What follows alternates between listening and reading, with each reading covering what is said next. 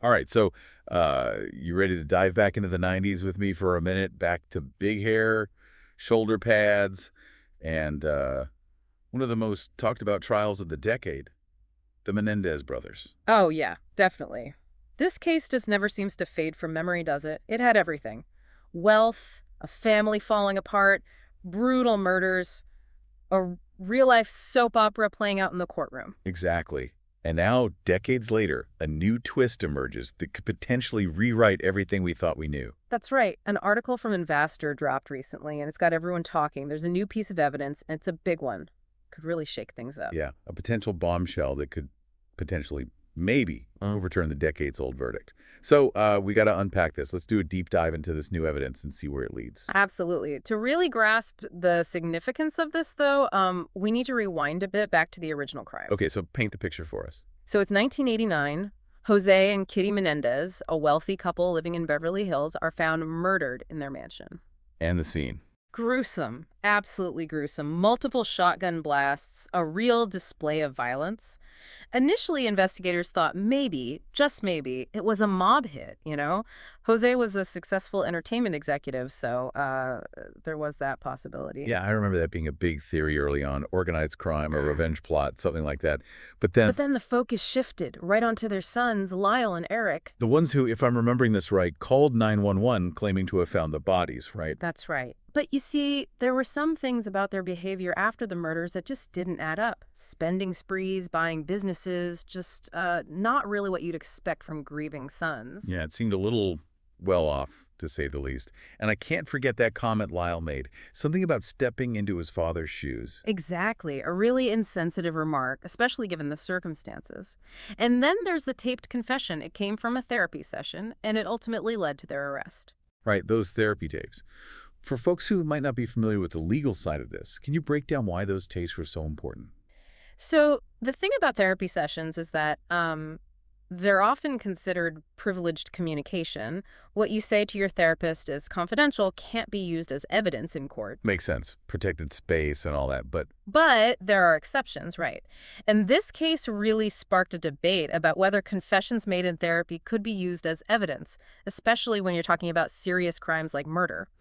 Ultimately, the prosecution argued successfully that the tapes were admissible in court. and they played a big role in the brothers being Right. convicted, right? Absolutely pivotal. Now, the trial gets underway in 93, and this is where things get really, really interesting. The brothers, instead of denying the murders, claimed self-defense. Self-defense after that level of violence. Yeah, they alleged years of horrific abuse at the hands of their parents. It was a bold and very controversial defense strategy. I remember the testimony being incredibly disturbing. Oh, yeah. They described a household ruled by fear and manipulation, painted a picture of both physical and emotional abuse, even alleged sexual abuse. The public was divided.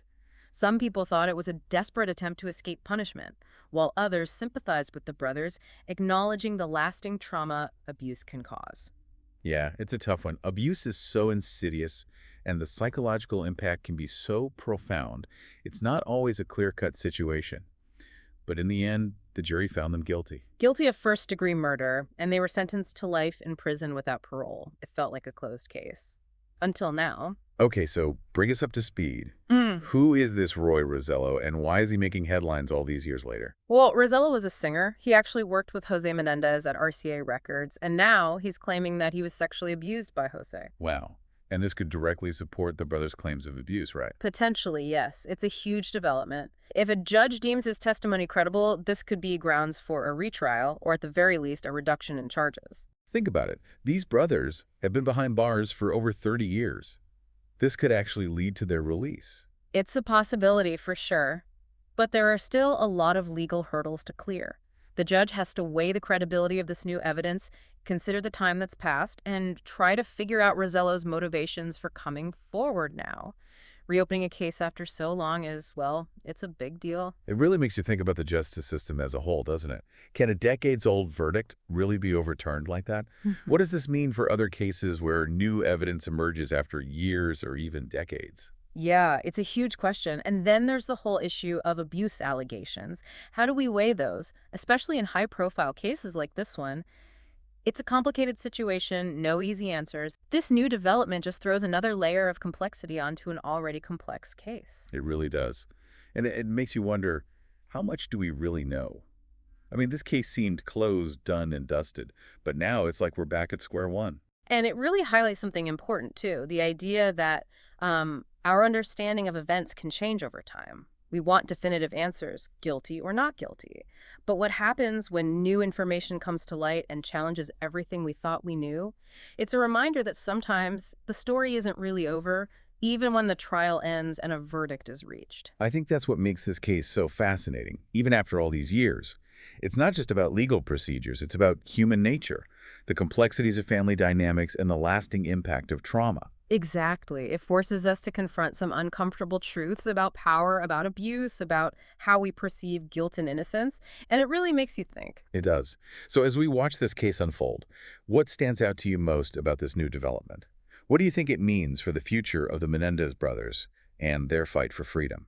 For me, the most compelling aspect is how this new evidence directly addresses a core element of the brothers' defense. It really makes you re-examine the whole case, forces you to consider the potential impact abuse had on their actions. We're not just talking legal technicalities here, we're talking about the complexities of human behavior, about understanding and maybe even forgiveness. It's a case that, even after all this time, still resonates on a deeply human level. It absolutely does. This new chapter, this new evidence, it throws everything into question. And it makes us grapple with the possibility that maybe, just maybe, the story we thought we knew was incomplete. It's a case that continues to evolve, continues to challenge our perceptions, and continues to fascinate, even after all these years. And it's a story that's definitely not over yet. We'll be watching closely to see what happens next.